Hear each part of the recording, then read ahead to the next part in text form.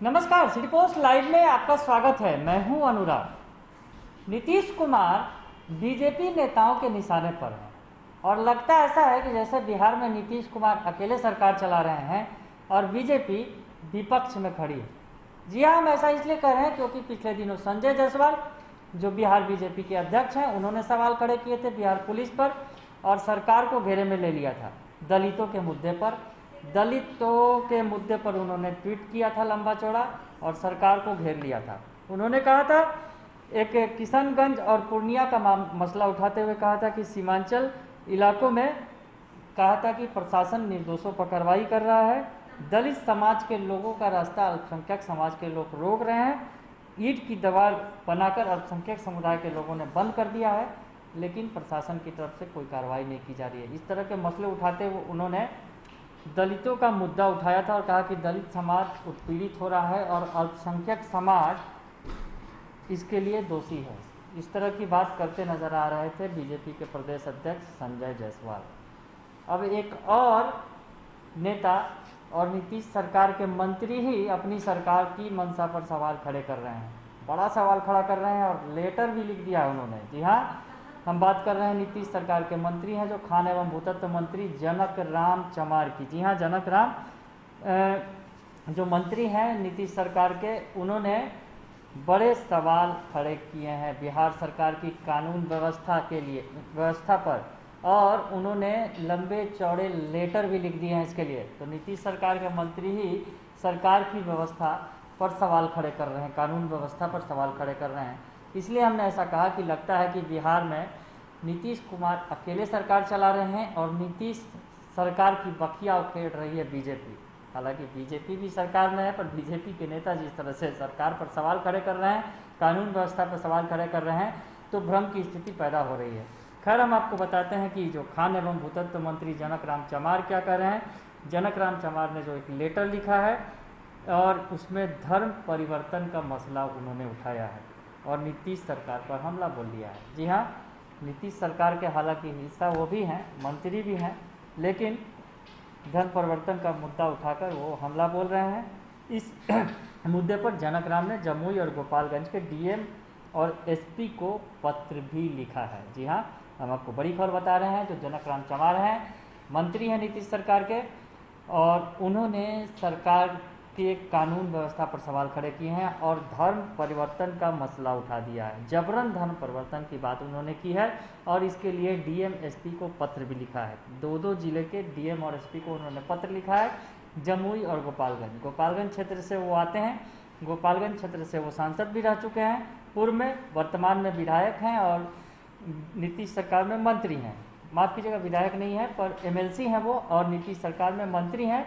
और अब उन्होंने गोपालगंज और जमुई में जबरन धर्म परिवर्तन वाले मसले को उठाया है और डीएम एसपी को पत्र लिखा है।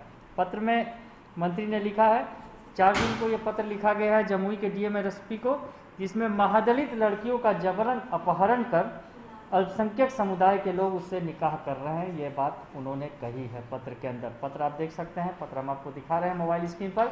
जो उन्होंने पत्र लिखा है डीएमएसपी को, उसमें वो कहते नजर आ रहे हैं कि महादलित लड़कियों का जबरन अपहरण कर अल्पसंख्यक समुदाय के लोग उनसे निकाह कर रहे हैं। अल्पसंख्यक माफ़ कीजिएगा, महादलित समुदाय से आते हैं जनक राम और अपने समाज की कथा व्यथा बता रहे हैं वो, और वो लेटर में उन्होंने लिखा है ऐसा।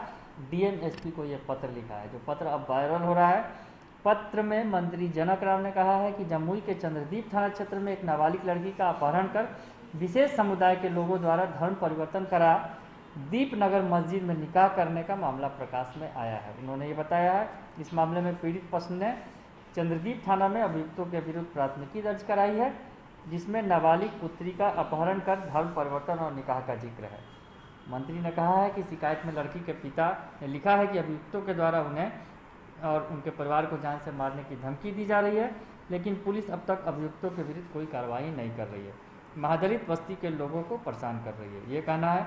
और जनक राम जो मंत्री हैं बिहार सरकार के, ने कड़े शब्दों में दोनों अधिकारियों को निर्देश दिया है कि इस मामले को जल्द से जल्द जांच कराई जाए, जांच के नतीजों से उन्हें भी अवगत कराया जाए। तो उन्होंने निर्देश दिया है लेटर लिखकर। ये लेटर वायरल हो गया है जिससे नीतीश सरकार की किरकिरी हो रही है। कानून व्यवस्था पर सवाल खड़े हो रहे हैं और खुद ये लेटर जो है मंत्री ने ही लिखा है डीएमएसपी को। तो 6 जून को गोपालगंज के का भी एक मामला है, उन्होंने जो उठाया, गोपालगंज के डीएम और एसपी को उन्होंने लिखा है कुचायकोट के रहने वाले योगेंद्र राम की लड़की का अल्पसंख्यक समुदाय के मोहम्मद साहिद द्वारा शादी करने की नीयत से जबरन अपहरण का कर लिया गया।